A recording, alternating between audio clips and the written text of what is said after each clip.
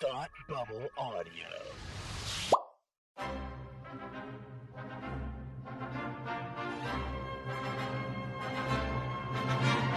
Look, up in the sky! You will never find the more wretched hive of scum and villainy. Welcome to Beer with Geeks with Tim and Frank. Who are you?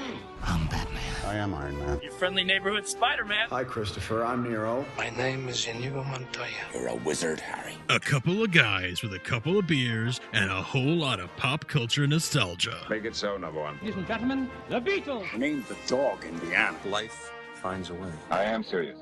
And don't call me Shirley. Now sit back and crack open a cold one, because it's time for Beer with Geeks. It comes in paints? Shaken, not stirred. Great Scott! I was way off. I knew it started with an S, though. Hi, and welcome to Beer with Geeks, where two geeks geek out with beer. I'm Tim, and with me, as always, is my friend who can't choose favorites, Frank. How are you today? I'm okay. How are you, bud? I'm all right. I'm doing pretty all right. I am happy to be here, and I am ready to talk to you. Heck yeah. My friend. Oh, my goodness, my friend. But before we start talking about things, unbeknownst to us at this moment, what are you drinking? I am drinking a Spencer Trappist. They are, of course, well known for being the only Trappist brewery in the United States, but this one is their fruit series. It is a peach Saison. And it's pretty good. It's a farmhouse fruit ale made with peach. I don't love Saison because a lot of times they have coriander in them, and coriander tastes like soap to me. I'm one of those people. Yeah. Yeah, so I can't do the Saisons, even though they always sound so amazing and delicious. Yeah, Saisons can be sour at times, and I don't love a super sour beer, but this one actually works for me. That's great. That's great. I'm glad to hear that. I am drinking a Toppling Goliath Brewing Company Pseudo Pale Ale, which I've had on this show before. It's got the one with the giant T-Rex on it. Yep. I've had it before. I have not finished the bulk that's in my fridge yet. I also drank this on a Suicide Squad cast Patreon episode in which Scott and I went through every single episode of Batman the Animated Series, episode by episode. That was quite the undertaking you guys took up there. That was a noble task. Honestly, it was a spur of the moment thing too. The episode wasn't, but we were just like, we were kind of talking in circles around Batman the Animated Series. Like, you know what? We're going to miss something and we're going to hate ourselves afterwards. So let's just go episode by episode. But then I forgot that pretty much every episode is worth talking about. And I was very tired by the end of that 3-hour podcast. Bet. Yeah. Mm-hmm. Yeah. Well, it was a great episode. We had a great time, Frank. But anyway, speaking of television shows, there are some television shows in a person's life that kind of defines them, right? You know, and so if you had to choose 5 shows that applauded my amazing segue, what would they be? That was a fantastic segue. Good job. Thank you. But really, if there are 5 shows that you would say to understand who I am, these are the 5 shows you need to watch. What would those 5 shows be? I say I have 5, you have 5. Let's just go back and forth. I agree. And say and which ones they are.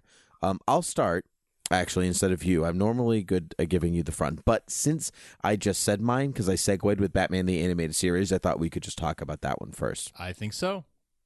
And so my first one is Batman the Animated Series, the Bruce Timm or the Timmverse creation, along with Eric Radomski and Paul Dini and all these wonderful guys.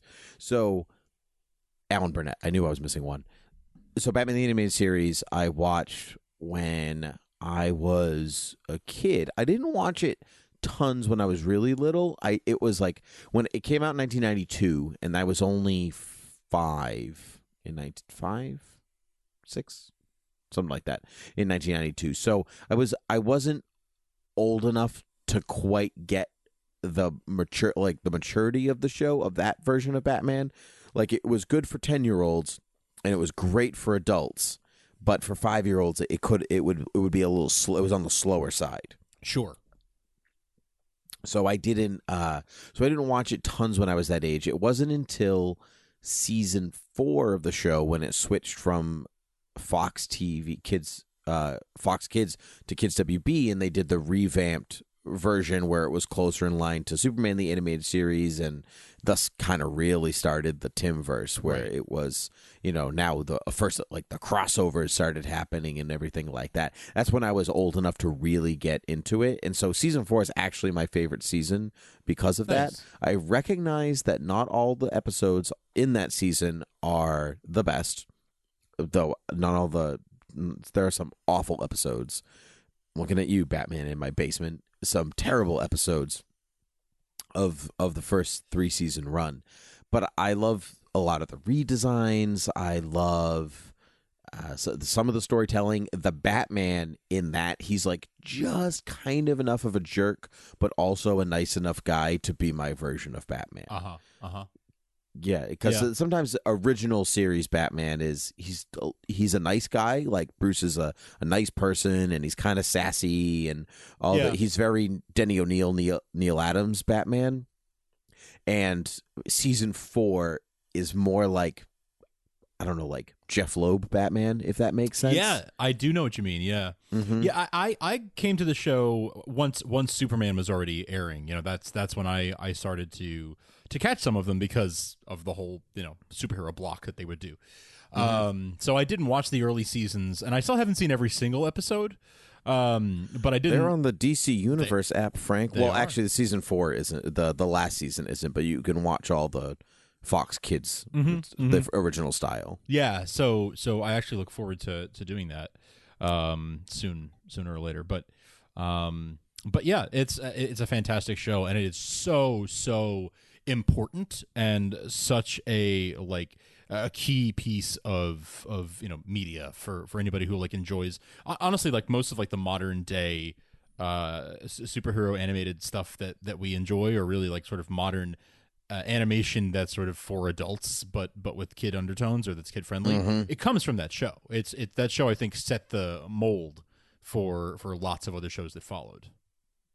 Exactly. There are defining TV shows from certain eras that change media forever, and Batman the Animated Series changed animation forever. I have to agree. And it's not hyperbole on our part or anything. Nope. Like, you track animation, it's very cut and dry. This show is a benchmark for television. Like, I Love Lucy is a benchmark for sitcoms. Yeah, the 3-camera show. It changed television. It's not just that it was a good show; it changed television. And so, personally, for me, Batman the Animated, why I think, at least on this show, everyone pretty much knows that Batman is my dude and everything like that. So, I think if you were to understand me, you have to know that about me, that there are 5 great loves in my life, and Batman is one of them. Yep. If not all of comic books, at least Batman is one of them. So I have to give it to that show. Totally. Okay, good. You go. Okay, you just mentioned mine. I wasn't going to do this next, but I Love Lucy. Let's go with that. I Love Lucy. Yeah, that's great. It's definitely on my list. I would have gone with something else first, but let's do it. Good segue. So, I Love Lucy is one of. I mean, you just said it. It is one of the most important shows in TV history because it changed the way television is made. I recently saw a YouTube video from Vox, and I'll actually try and link it in the show notes. But it's where they talk about, why do most sitcoms have a similar look? Why is there sort of a pretty a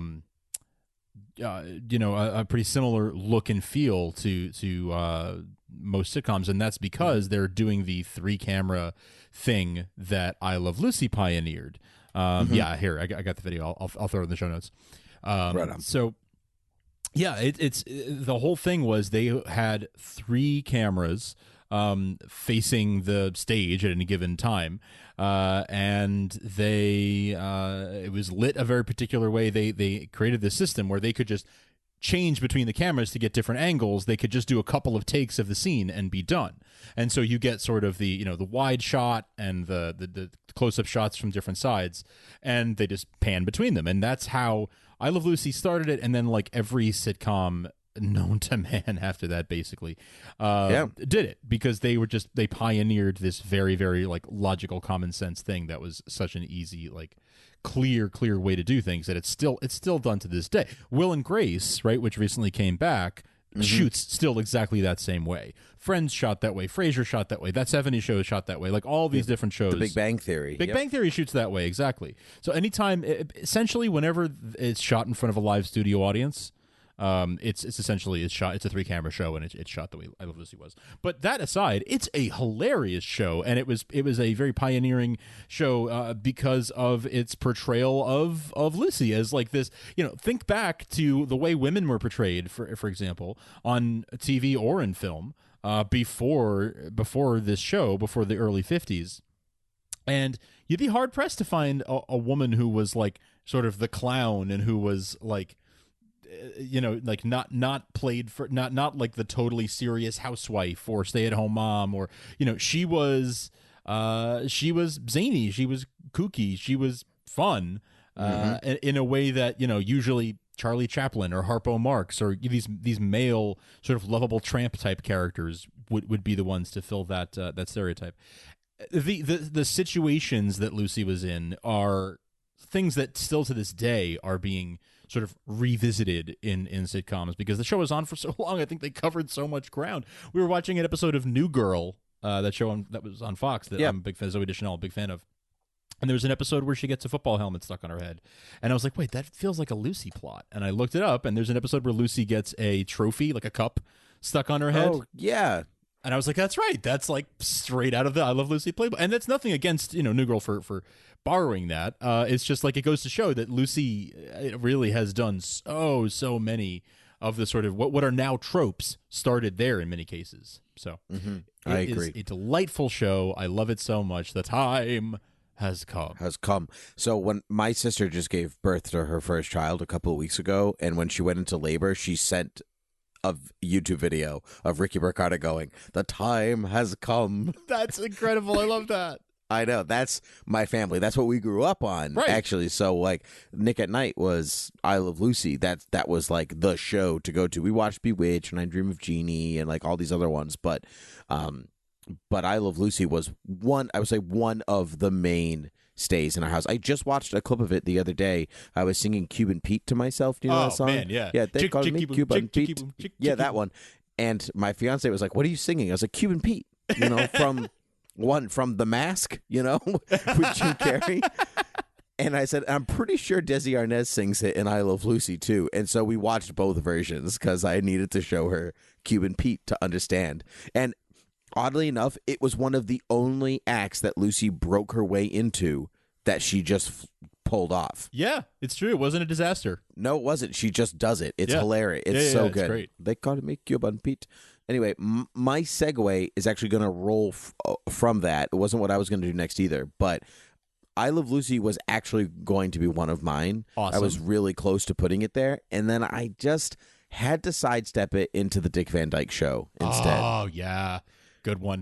Because I was just talking about this off mic to somebody recently that before binge watching was a thing, like a real thing, Netflix or whatever, my parents had every single episode of I Love Lucy and the Dick Van Dyke Show taped off of TV. They had giant marathons and they taped it. So they must have like stayed home and taped every episode, switched the tape, and we have 6 hours, go. Right. So they taped. So they used to at night, like put in an episode and watch a tape and watch a few episodes and then go to bed, and we do over and over and over and over and over again. And the Dick Van Dyke Show, more than I Love Lucy, was kind of the stay. So I Love Lucy was the family show. Dick Van Dyke Show was their show, which then became the family show. I see. It gets quoted in my family's house more times than anything else. Really? Dick Van Dyke specifically? Dick Van Dyke Show specifically. Huh. Just in there are stupid episodes. Like there's an auction episode where everyone's like bidding on a thing. Like they go, "I don't know, it's a thing," and like and that line gets thrown about whenever anybody talks about going skiing. My mom goes, "You're gonna fall off the mountain," which is when Rob he said, "I'm going to go skiing," and Laura's afraid he's going to fall off the mountain, and then he does, and he breaks every bone in his body. Well, in real life, it would be horrible, but in the show, it's hilarious. It's hilarious, yeah. But I think, again, if you needed to understand me, you have to understand my family. And so watching the Dick Van Dyke Show is a part of understanding me. Totally. I think. Totally. Yeah. And it actually edged out other shows like it wasn't going to be there. And I thought, well, if it's not just about what I enjoy, it's about me. And so Dick Van Dyke Show, 1, 2, there you go. Right, there you go. There you go. Nice. All right. For my next one, there's no segue. I'm gonna do what I would have said first coming out of your. Somebody save me. That's right. Yep. That's right. Yeah, Smallville. Smallville is, I think, my one. If Batman the Animated Series is like your one, big most defining one, Smallville is mine. It's one that I became a like real lover of TV of serialized TV. In my teen years and sort of high school, college years. And this show really solidified it. Like I just fell in love with this show. And I've talked about it many times. I'm not gonna beat it to death, but it was absolutely hugely formative for me, and so many friendships and hobbies and obsessions and things that are part of my personality now. Like your beard, like my beard, like not quite like my beard, but yeah, other things that are defining characteristics. Many of them definitely stem from my love of the show and people who I've met from it, and friendships and relationships I've formed around it. That event in Atlanta just a few weeks ago with Brian Austin Green was a direct result of being a Smallville fan and finding other Smallville fans on the internet, and we all came together, and our other interests have manifested since. But I love Smallville for the show itself, but also for sort of what it's meant in my life outside of just being an amazing Superman show that ran for 10 years and was really, really awesome for fans of Superman. Yeah, man. Yeah, I watched Smallville too, and it was actually you that kind of got me back into it. That's right. Too, because I had dropped off around season 5, I think, and then or maybe 4, and then 5. You're like, you got to watch because season 6 coming, and I was like, okay, I'm there for this. It was something like that. I can't remember the exact layout.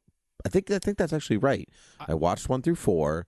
I dropped at 5 because that would have been freshman year of college for me. And my sophomore year of college is when I started watching again, which is when I met you. Yeah. And that was it. So it would have been season 6.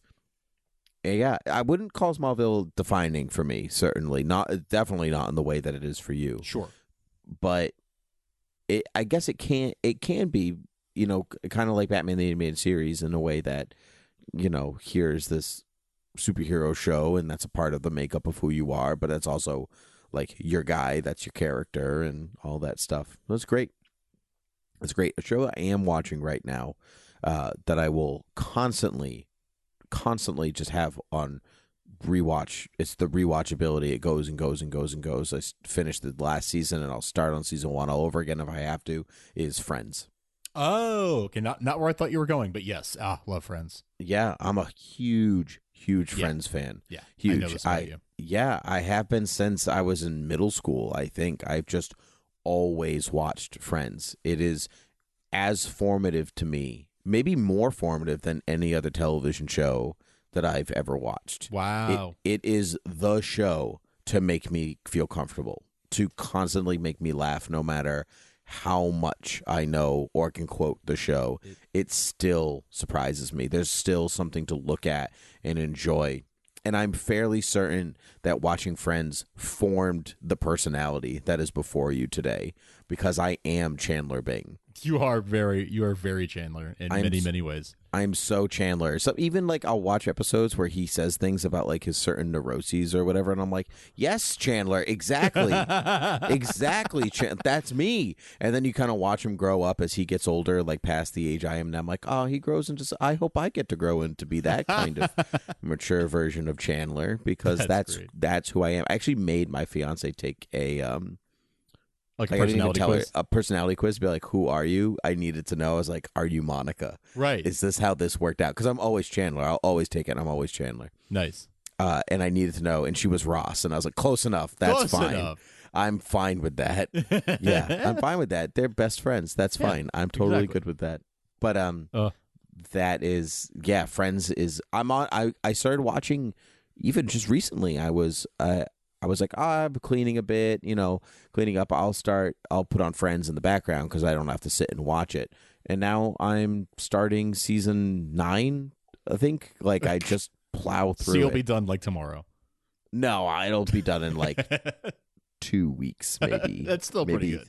Maybe 3. Well, they're only 20-minute episodes, Right. so you figure you watch 2 or 3 every night, and even when I'm like just going to bed, getting clothes ready for the next day or whatever, just pop in some Friends. It's awesome. Totally. All right, your show.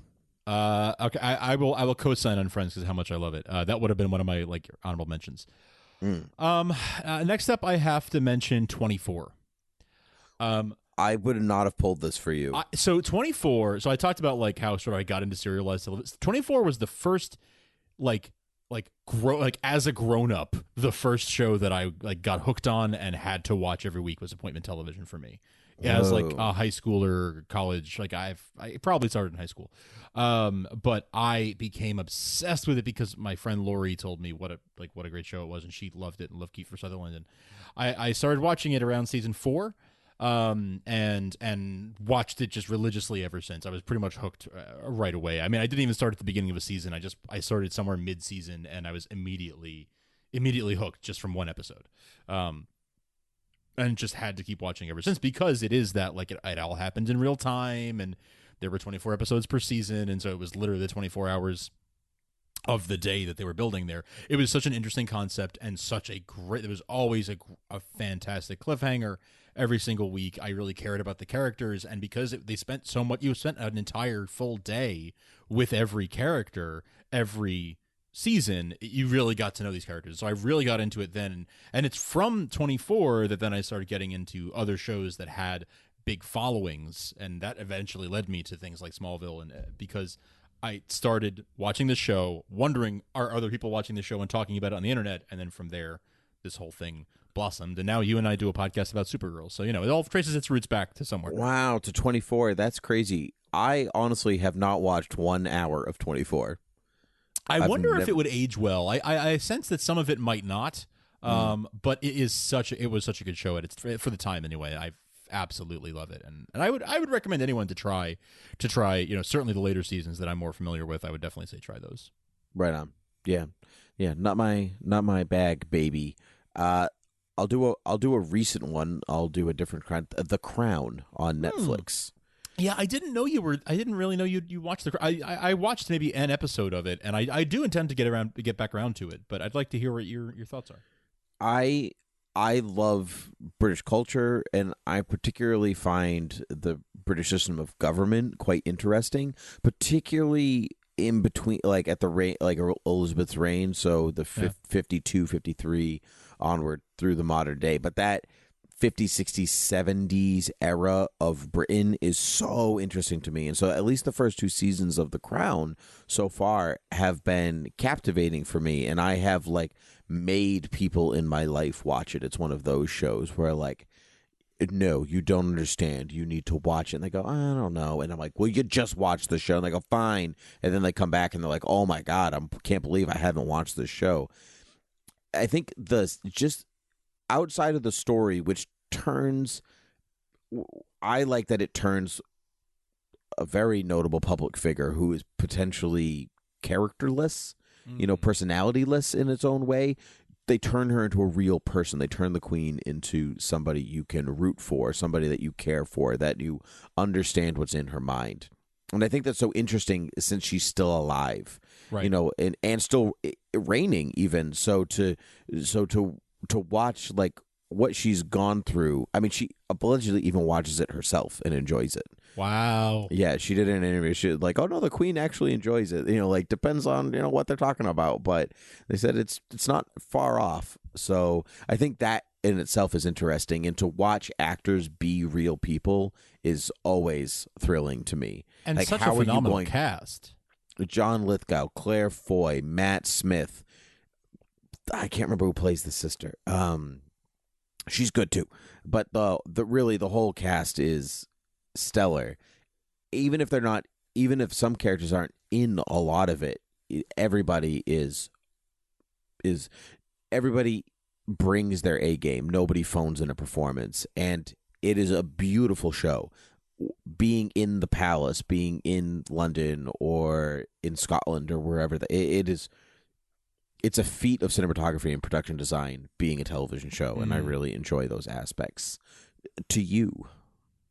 To me, I will go with another Matt Smith show, Doctor Who. Doctor Who, right on. Doctor Who is one of those shows that just I love, and I used to sort of cycle through and rewatch, and I haven't as much in recent years. I just sort of try to keep up with the current season, and I don't binge watch it sort of in the background like I used to. But there was a time where I would rewatch those David Tennant seasons over and over and over again, seasons 2, 3, and 4 of the new reboot, and just I couldn't get enough, especially seasons 2 and 3.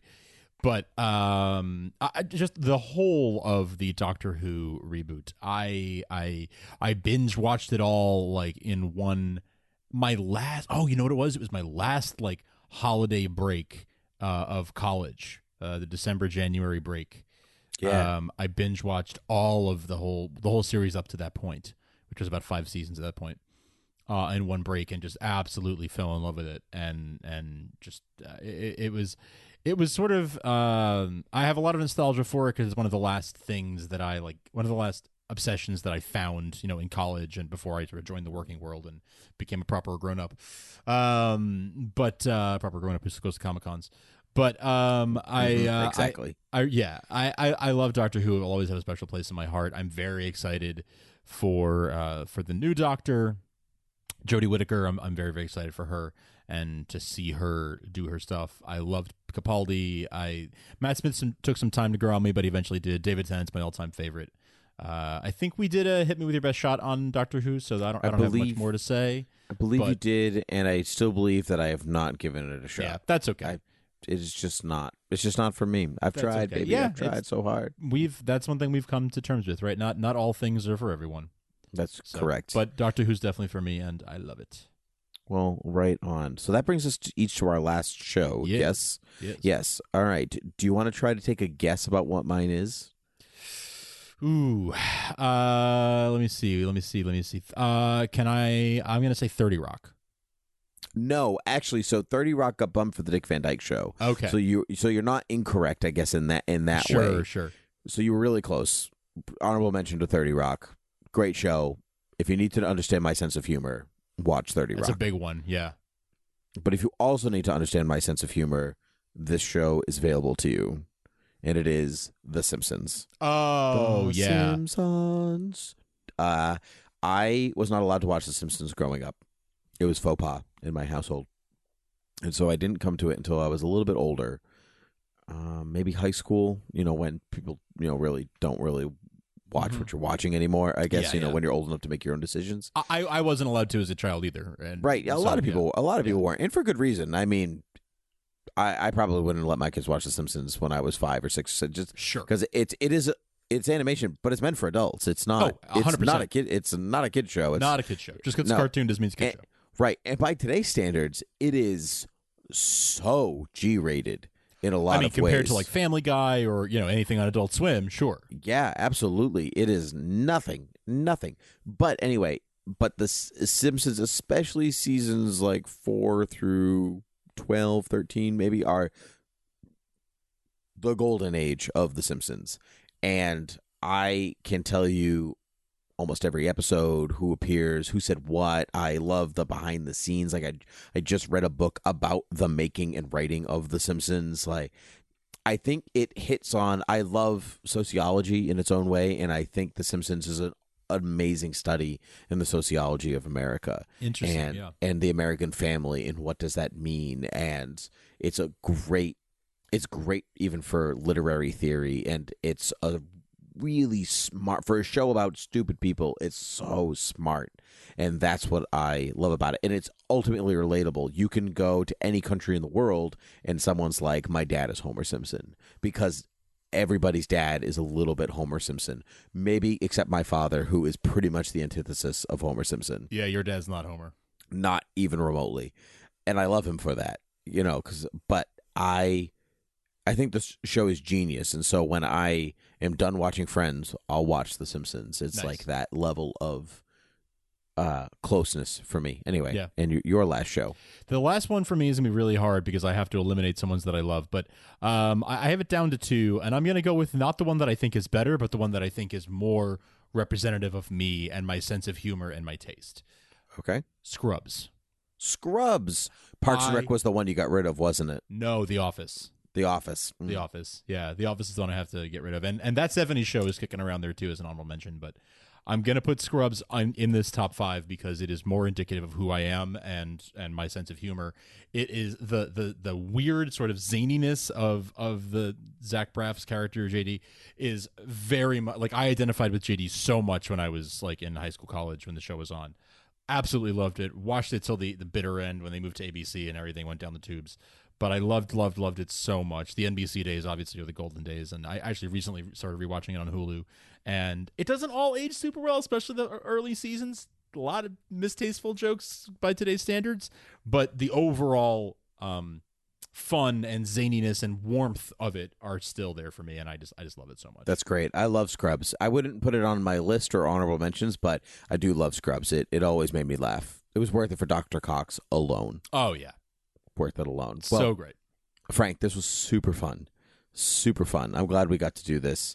But we're going to wrap it up. So you can find us at thoughtbubbleaudio.com, where you can check out all of our other Thought Bubble audio shows. You can rate and review us on iTunes and check us out in other places like Spotify and Satchel and Overcast and and Google Play and all the places podcasts can be found. And you can follow us on Beer with Geeks at Facebook, Gmail, and Twitter. Please write in by all means. Frank, it's wonderful to see you as always. Wonderful to hear you as always. Pleasure, bud.